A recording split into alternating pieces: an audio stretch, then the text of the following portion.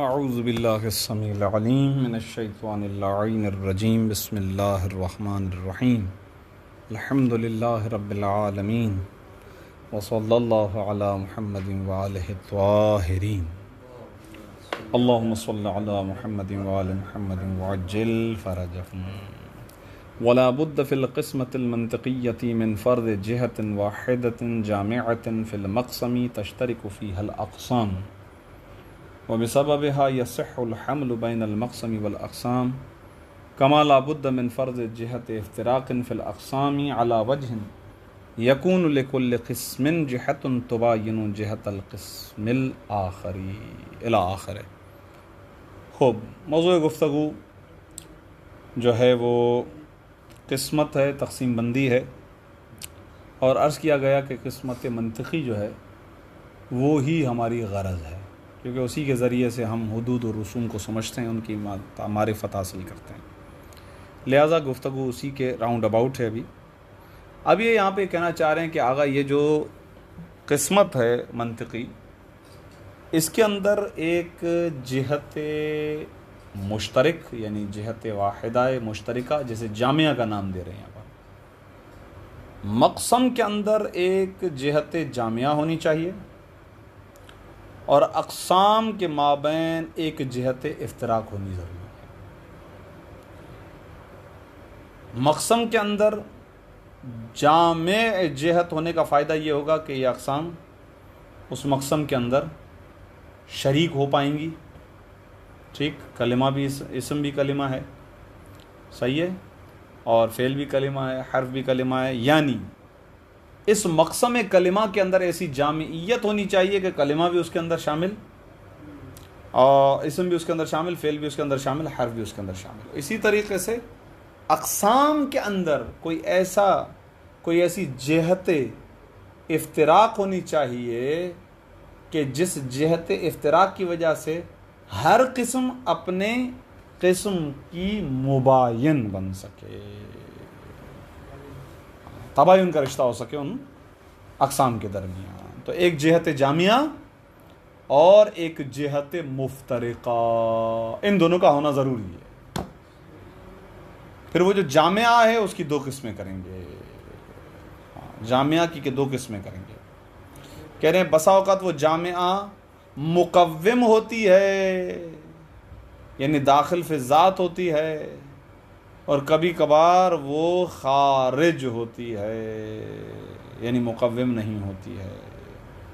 اور پھر جو مقوم ہوتی ہے اس کی پھر تین قسمیں بنائیں گے کہ اس کے لیے تین صورتیں ہیں. صحیح ہے کہ وہ مقوم بسا اوقات جنس ہوتی ہے، بسا اوقات جنس اور نوع ہوتی ہے، اور بسا اوقات جنس اور نوع اور صنف تینوں ہوتی ہیں. ہاں، صنف بھی ہوتی ہے. وہ کب کب ہوگی وہ دیکھا جائے گا کہ جہاد کس اعتبار سے ہیں. یہ بحث اس لیے لے کر آئے ہیں کہ بہرحال تقسیم کی، اور تقسیم منطقی کی اور دقیق تقسیم، کب تصنیف، کب تنویع، کب تصنیف، کب تفرید، یہ بالکل دقیق جو ہے نا تقسیمات ہوتی ہیں. تو ان کا مبنی یہی تفریق ہے یا یہی جامعیت ہے، کون سا نقطہ جامع ہے اور کون سا نقطہ افتراق ہے. اس چیز کو ملحوظ خاطر رکھتے ہوئے، عبارت آسان ہے، کوئی دقت نہیں ہے، مشکل نہیں ہے، بس اس کو میں نے ایک خلاصے میں آپ کی خدمت میں عرض کر دیا کہ آغا جان مقسم میں جامع جہت ہونی چاہیے جس کے اندر اقسام شریک ہو جائیں، اقسام کے اندر جہت افتراق ہونی چاہیے، ایسی خصوصیت جس کے ذریعے سے ہر قسم دوسری قسم سے تباین رکھے، الگ ہو جائے، جدا ہو جائے، ممتاز ہو جائے، ورنہ تو ظاہر قسمت ہی بیکار ہے. بسم اللہ الرحمن الرحیم. اب یہ گزشتہ درس میں عرض کر چکا ہوں کہ میں نے کہا نا زیادہ کوئی اتنی دقیق بات نہیں ہے، صرف عبارت ہے. ولا بد، اور لابدیت ہے، فی القسمتی، قسمت میں، تقسیم منطقی کے اندر ضروری ہے، لازم ہے. کیا لازم ہے؟ اچھا، یہ لازم ہے فی المقسم، آگے جو آ رہا ہے نا، فی المقسم، مقسم کے اندر، من فرض جہت واحدت جامعت فی المقسم، ضروری ہے فرض کرنا ایک جہت جامعہ کو. وہ فرض کہاں کریں گے؟ فی المقسمی، یعنی فی متعلق فرض ہے.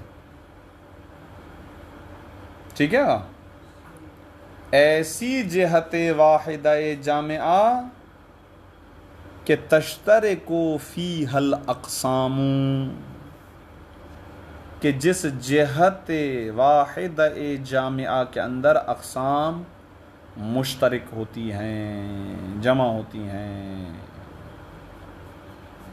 بھئی یہی تو وہ جہت واحدہ جامعہ ہے کہ وہ بسببہا، کہ جس کے سبب یصح الحمل بین المقسمی والاقسام، یہ جو ہم حمل کرتے ہیں ایک دوسرے کو ان پر، وہ اسی جامعیت کی وجہ سے تو ہے. اگر یہ جامع جہت نہ ہو تو حمل کرنا صحیح نہیں ہوگا.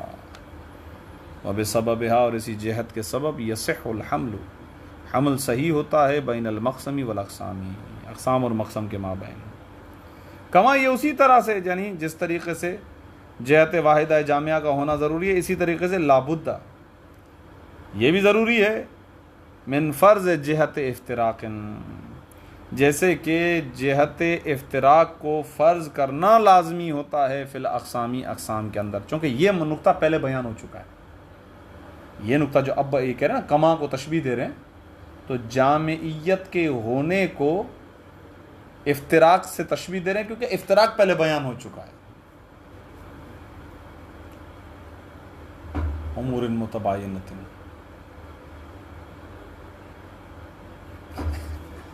کیا میں نے ابھی صفائی کا کہہ دیا، پیچھے سے ڈنڈے نہیں مار رہے ہیں اس کو. کما، جیسا کہ لابد لازمی ہے من فرض جہت افتراق، جہت افتراق کو فرض کرنا کہاں پر؟ فی الاقسامی، اقسام میں فرض کرنا لازمی ہوتا ہے. علی وجہ، اس طرح سے جہت افتراق ہو، اس جہت پر ہو، اس طرح سے ہو کہ یکون لکل قسم جہتن، کہ ہر قسم کے لیے، اقسام میں سے ہر قسم کے لیے ایک ایسی جہت ہو کہ تباینو جہت القسم الآخری، قسم الآخری، کہ وہ دوسری قسم کی جہت سے تباین رکھے، مباینت ہو ان دونوں کے مابین. وَإِلَّا، اس لیے کہ اگر یہ تباین نہ ہو اور افتراق نہ ہو تو لما صحت القسمت، تو پھر تو آگا تقسیم ہی صحیح نہیں ہوگی. وفرض الاقسام، اور اقسام کا فرض کرنا بھی درست نہ ہوگا، صحیح نہ ہوگا. ٹھیک ہے، اب یہاں سے اس جامع کی دو قسموں کا بیان. وَتِلْكَ الْجِهَةُ الْجَامِعَةُ، اور یہ جہت جامعہ کہ جس کا مقسم کے اندر ہونا ضروری ہے، یہ جہت جامعہ اما ان تکون مقومتاً و اما ان تکون خارجتاً عنہا. صحیح ہے، اگلی لائن میں عبارت، اما، یا تو ان تکون، یہ جہت جامعہ ہوتی ہے مقوم للاقسام، مقومتاً للاقسام، اقسام کی مقوم ہوا کرتی ہے. کیا مطلب مقوم ہوا کرتی ہے؟ ای داخلتاً فی حقیقتها، یعنی یہ جہت جامعہ داخل ہوتی ہے اقسام کی حقیقت میں. بابا اور واضح کریں، داخلتاً فی حقیقتها یعنی کیا مطلب؟ بابا وہی اصطلاحات استعمال کرتے ہیں جن کی توضیح بیان ہو چکی. وہ کیا ہے کہ بے ان کانت جنسن او نوعن. صحیح ہے، اس طریقے سے کہ وہ کیا ہوگی؟ جنس ہوگی یا نوع ہوگی. یعنی اقسام مشترک ہوں گے جنس واحد میں یا نوع واحد میں.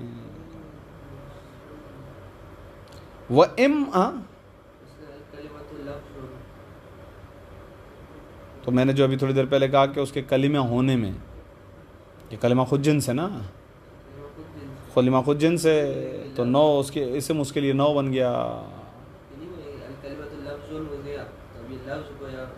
وہ تو صحیح ہے, وہ ہم اور اس کے اوپر چلے گئے, تو کلمے کی بھی نو اوپر ہو گئی, کلمے کی جنس ہو گئی, تو یہ کلمے کی جنس ہو گئی. ہاں کلمے کی جنسیت مراد ہے. کون؟ میں کہہ رہا ہوں نیچے اسم فعل اور حرف اس کی انواع ہو گئی نا,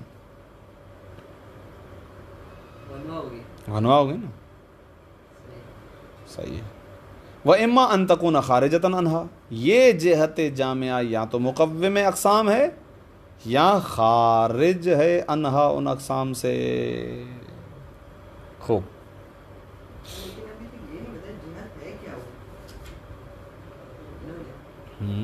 آ جائے مثال میں آ جائے گی, ٹینشن نہیں لے, بے فکر رہیں. الاول اذا كان الجهة الجامعة مقومة للاقسام فلها ثلاث صور, جب جہت جامعہ اقسام کے لیے مقوم ہوگی تو فلاحا, تو اس جہت کے لیے کیا ہے, ثلاثو صور, اس کے لیے 3 صورتیں ہوں گی. ان تکون جنسن, پہلی الف یہ ہے کہ وہ جنس ہو, یعنی جہاں جنس کی تقسیم بندی ہو رہی ہو, خود جنس تقسیم ہو رہی ہو. ٹھیک, صحیح ہے, یہی تو ہے, مقسم ہی میں تو ہے جہت جامعہ. وجہات الافتراقی, یعنی جنس کی تقسیم ہو رہی ہے اور افتراق کی جہات کون ہو وہاں پر, الفصول المقومۃ للاقسام, اور افتراق کی جہات ہوں گی وہ فصول کے جو اقسام کو تقویم دینے والی ہوں, اس کے لیے مقوم ہوں. کا قسمت المفردی, جیسے مفرد کی تقسیم بندی. اب مفرد کی تقسیم بندی جو ہے یہ جنس کی تقسیم بندی ہے, یہاں پر جامعہ جنس ہے. الی الاسمی والفعلی والحرفی, یہ تینوں قسمیں مشترک ہیں جنس مفرد میں, اور ان تینوں کے درمیان جو افتراق ہے وہ یہ ہے کہ جناب عالی جو اسم ہے وہ ذات پر دلالت کرتا ہے, جو فعل ہے وہ زمانے پہ دلالت کرتا ہے, اور جو حرف ہے نہ ذات پہ دلالت کرتا ہے نہ زمانے پہ دلالت کرتا ہے, اور یہی ان کی فضول بن جائیں گی.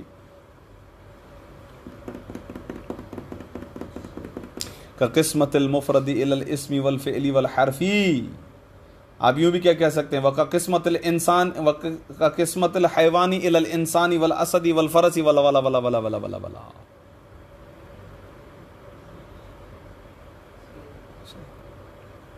خصوصیات کیا ہوں گی فصول انسان کی فصل, ناطق, اسی طریقے سے فرس کی ساحل وغیرہ وغیرہ وغیرہ وغیرہ وغیرہ, یہ فصول ہوں گی. جو حیوان خود جنس سے نہیں ہے ابھی تک ابھی تک نہیں ہوا, 60 دروس میں ہو جانا چاہیے تھا. صحیح ہے, ہو جانا چاہیے تھا, 60 دروس 70 کے قریب ہو گئے ہیں, اب ہو جانا چاہیے یار. ہاں نا, 70 سے زیادہ ہو ہی گئے, اب تو 70 سے زیادہ ہو گئے, اب ہو جانے چاہیے. حیوان کو مان لیں جن سب. خیر, جو جنس یہ کہنا چاہ رہے اس سے مراد یہاں پہ حیوان ہی ہے. جی جی جی ویسے تو ہے خارج میں حیوان, جی جی جی جی جی جی, وہی ہے قسمت منطقی نا, منطقی. وہی تھوڑی دیر پہلے کیا کہا تھا, قسمت وہ کیا ہے, وہ وہی تھی جنس کی تقسیم. پیچھے ہم نے ایک ہی جملہ لکھوایا تھا آغاز میں. ہاں تو یہ وہی ہے, وہی نو, وہی جنس, وہی فصل, وہی چیزیں, کوئی الگ چیزیں نہیں ہیں. صحیح ہے. جہت جامعہ ہے بیان کی گئی کہ مفرد کے اندر, یعنی خود یہ اسم, فعل اور حرف, ان تینوں کے اندر فردیت ہے. جیسے انسان وغیرہ وغیرہ سب کے اندر حیوانیت ہے فرض کریں.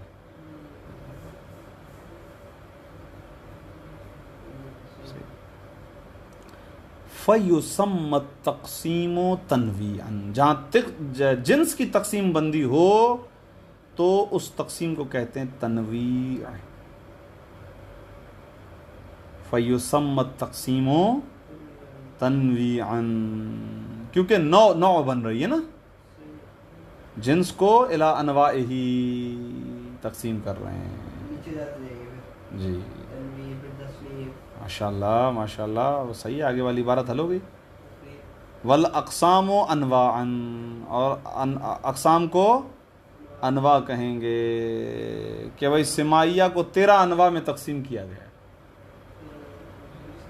سوچ سمجھ کے لفظ استعمال کیا ہے. پھر اعراب کی 3 کیا ہیں اصناف، وہ اعراب کی 3 انواع ہیں اور ان 3 انواع کی 9 اصناف ہیں. یاد آیا اعراب کی بحث کے اندر؟ ہاں 9 انواع اعراب کتنے؟ 3. رفع و نصب و جر، یہ 3 انواع ہیں. پھر ان انواع کی تصنیف وہ کیا تھی؟ 9 اصناف تھی. تو یہ لفظ بڑے سوچ سمجھ کے استعمال کیے ہوئے ہیں. جنس تحت 9 کے تحت صنف، یہ ہے.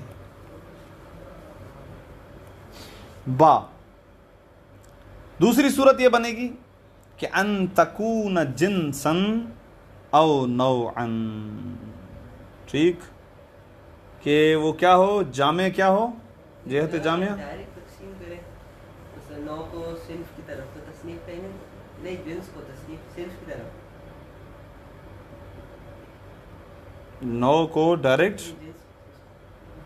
جنس کو صنف کی طرف، جنس کو ڈائریکٹ صنف کی طرف تصنیف کریں گے. اصناف کی طرف تقسیم ہوتا پھر تو ہو جائے گا. تصنیف کہیں ہو گے، جائے تنویع گا. کہیں گے، تصنیف کہیں گے. تنویع کہیں گے. انت، کیونکہ اس کی وجہ ہے کہ فصول کے ذریعے سے یہاں پر دیکھ رہے ہیں اصل میں 2 نکات ہیں یہاں پر. جنس ہونے کے ساتھ ساتھ کہہ رہے ہیں جہات افتراق کو ملوز نظر رکھیں، کیونکہ اب تینوں میں آگے جہت افتراق بھی الگ الگ ہے.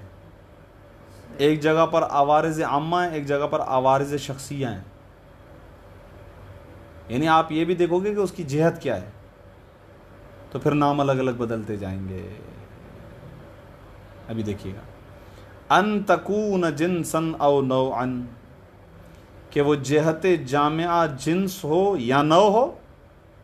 و جہات الافتراقی، اور افتراق کی جہات العوارض العامۃ، عوارض عامہ ہوں. یہاں پر عوارض بالمقابل فصول ہے اور عامہ بالمقابل مشخصہ یا شخصیہ.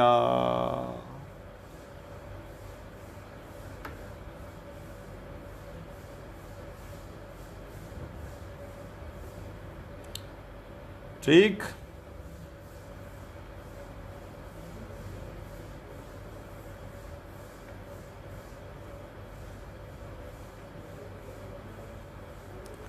اللاحقتی کیا ہونا چاہیے تھا؟ اللاحقتو ہونا چاہیے تھا. عوارض کی صفت ہے. عوارض العامۃ اللاحقۃ للمقسم، کہہ رہے ہیں جہات افتراق وہ عوارض عامہ ہوں کہ جو مقسم کے ساتھ ملحق ہو رہے ہوں. مثلا کا قسمت اسمی الی مرفوع و منصوب و مجرور. اگر اسم نو ہے کس کے لیے؟ مفرد کے لیے. صحیح ہے، مفرد جنس تھا. اب یہ 9 کی تقسیم بندی ہو رہی ہے الی مرفوع و منصوب و مجرور. کیا ہے آگا؟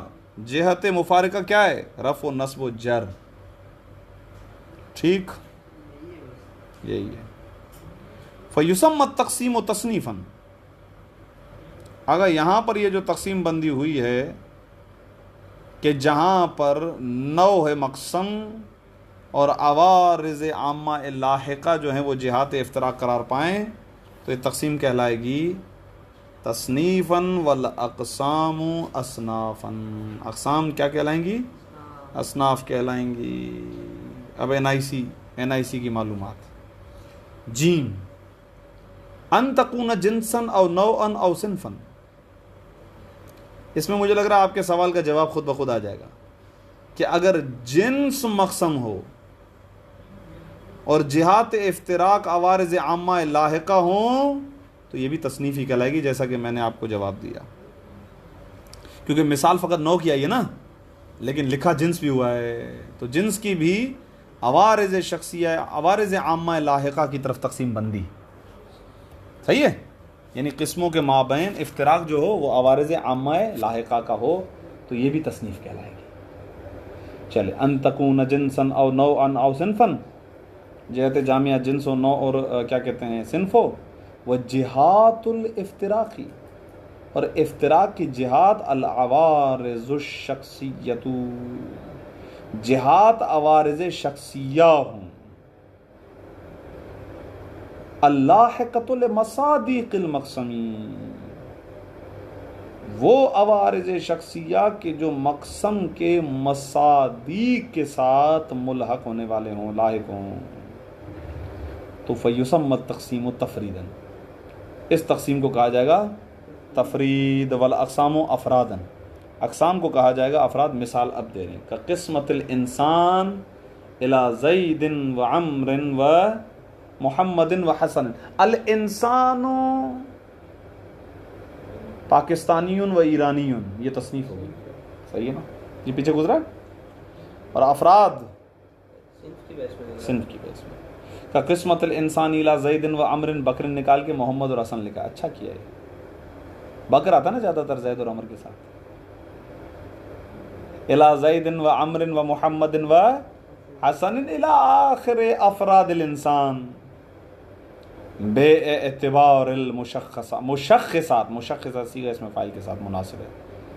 بے اعتبار المشخصات لکل جزء جزئی. یہ کیا تھا، اس عبارت کو تو میں نے دیکھا ہی نہیں. ایک منٹ،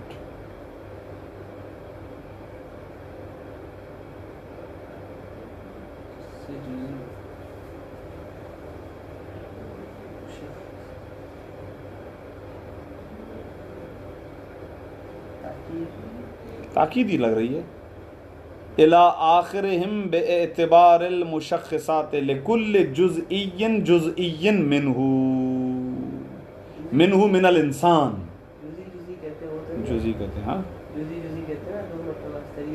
اردو میں بھی یہی لکھا ہوا، یہاں پہ بھی انہوں نے یہی کہا ہے. جیسے انسان کا ہر جزئی کے معین افراد کے اعتبار سے، ہر لکل جزئی جزئی منہ. جیسے زید ایک جز، عمر ایک جز، محمد ایک جز، حسن ایک جز ہے. چلیں ٹھیک ہے، صحیح ہے، مشکل نہیں ہے، یہاں پہ کوئی مسئلہ نہیں، الگ بات نہیں ہے. الثالث، اچھا الثانیو، ثانیو کیا، الثانی کیا ہے؟ الثانی وہ جو دو قسمیں بنائیں. اگر مثلا کیا کہتے ہیں انسان کے علاوہ فرض کریں تو فرض کے اندر یہ تقسیم ہوگی. ہاں ہوگی، وہ ہمیں نہیں پتہ، لیکن گھوڑے کی بھی اقسام ہوتی ہیں، گھوڑے کی بھی افراد جو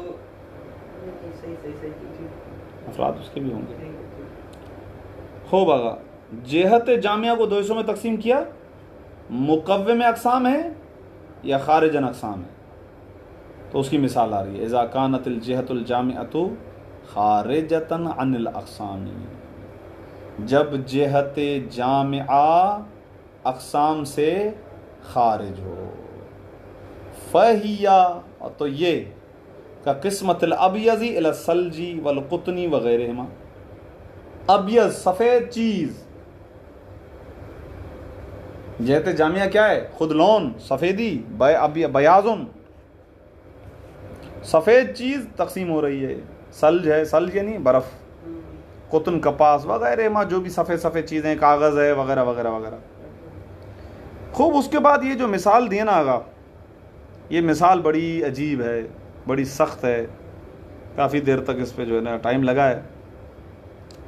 یعنی مثال کے اندر جو ہے نا وہ ڈسٹرب ہو جائیں گے. یہ جو اصطلاح ہے نا، یہ اصطلاح فلسفی ہے. کون و فساد،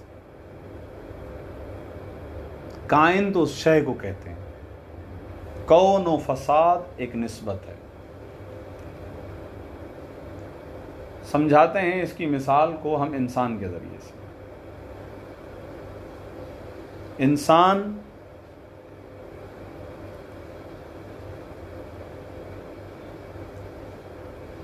کے مختلف مراحل ہیں، اور ہر مرحلے میں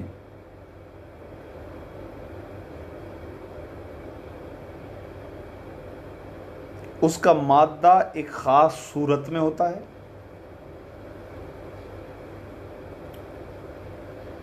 پھر وہی مادہ اسی مادے سے وہ صورت جو اس وقت ہوتی ہے ایک مرتبہ زائل ہوتی ہے اور وہی مادہ ایک اور صورت کے ذریعے سے ظہور پذیر ہوتا ہے. مثلا نطفہ یہ انسان کا ایک مرحلہ ہے. نطفے سے فرض کریں بن گیا علقہ یا مضغہ، جو بھی ہے وہ ترتیب قرآن کی آپ کے ذہن کے اندر ہوگی، میرے ذہن میں وہ ترتیب نہیں ہے کہ وہ نطفے سے علقہ، علقے سے مضغہ، مضغے سے فلاں، کوئی ہیں اسٹیجز ہیں.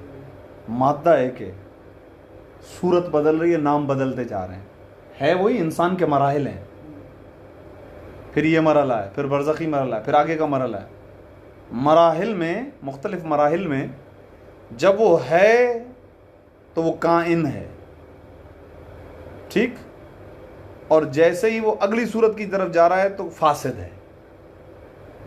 کائن فاسد اس طرف سے، اس نسبت سے کہا جاتا ہے، ٹھیک ہے. وہ ہے تو کائن ہے، کائن ہے، کیا ہے؟ یعنی وہ مادہ ایک صورت کے ساتھ ہے.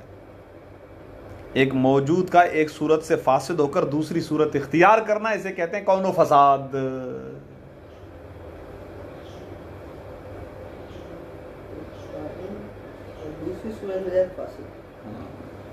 یعنی وہ فاسد اس اعتبار سے کہ وہ صورت اب ختم ہو گئی، زائل ہو گئی نا، اب دوسری صورت میں چلا گیا تو پھر کائن بن گیا.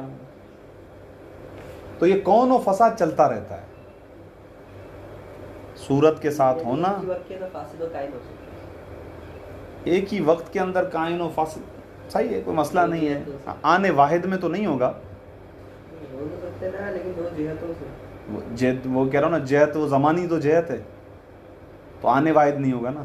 نہیں مطلب آپ پچھلی والی کی بنسبت فاسد ہوگا. پچھلی والی آپ نے اس کا مطلب خود ہی زمانے کا فرق دے دیا ہے نہیں دے دیا؟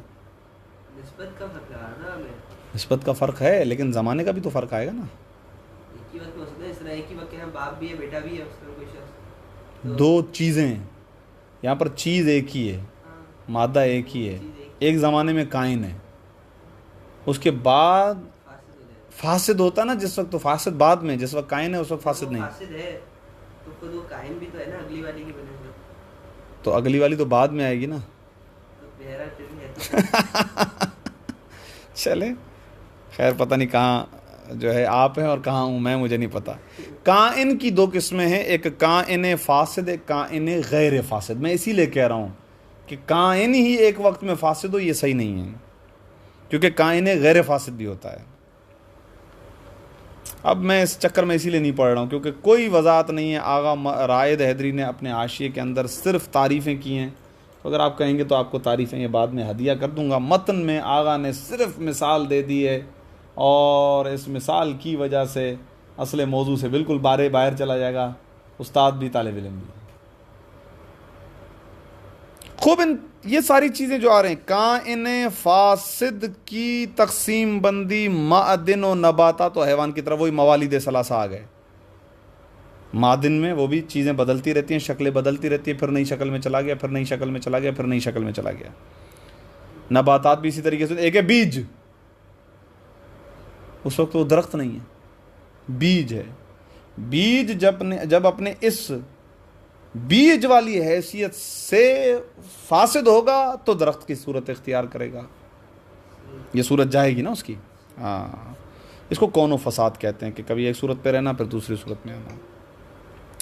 چلیں خیر، حیوان بھی اسی طریقے سے. اس کی مثال میں نے انسان کے اندر عرض کر دی کہ نطفے سے، پھر مضغہ، مضغے سے علقہ، علقے سے فلاں فلاں فلاں فلاں فلاں، پھر بچہ آ جاتا ہے، جنین، پھر وہ انسان، اور یہ وہ ساری چیزیں. بہرحال خیر، یہ اچھا سوال ہے. چلیں، مختلف مراحل میں مختلف نام ہیں. چلیں خیر، وقع قسمت العالمی الی فقیر و غنی، جیسے عالم کی تقسیم بندی غنی اور فقیر کی طرف، وَإِلَى شَرَقِيٍّ وَغَرَبِيٍّ وَهَكَذَا، وہ اسی طریقے سے. ہاں وہی کہہ رہا ہوں نا، اسی لیے میں نے درس کے شروع میں کہا کہ مطلب میں کوئی خاص ایسی بات نہیں ہے. اور مثالیں کافی دے دی ہیں تو اور واضح ہو جاتا ہے. چلیں آگا یہاں پر الحمدللہ گفتگو ختم ہوئی. کس کی؟ کتنی قسمیں ہیں، انواع قسمت کتنی ہیں. بنیادی طور پر 2 ہیں، دوسری ہمارا جو ہے نا اس سے ہمارا کام ہے، وہ ہے قسمت منطقی. جنس کی فصل اس کے انواع کی طرف، صحیح ہے، یا انواع کی تقسیم بندی اس کے افراد کی طرف. اسی طریقے سے فصل و خاصہ اور عرض عام کی تقسیم بندی اس کے افراد کی طرف. اسی کے ذریعے سے ہم مدد لیتے ہیں حدود و رسوم کو سمجھنے میں.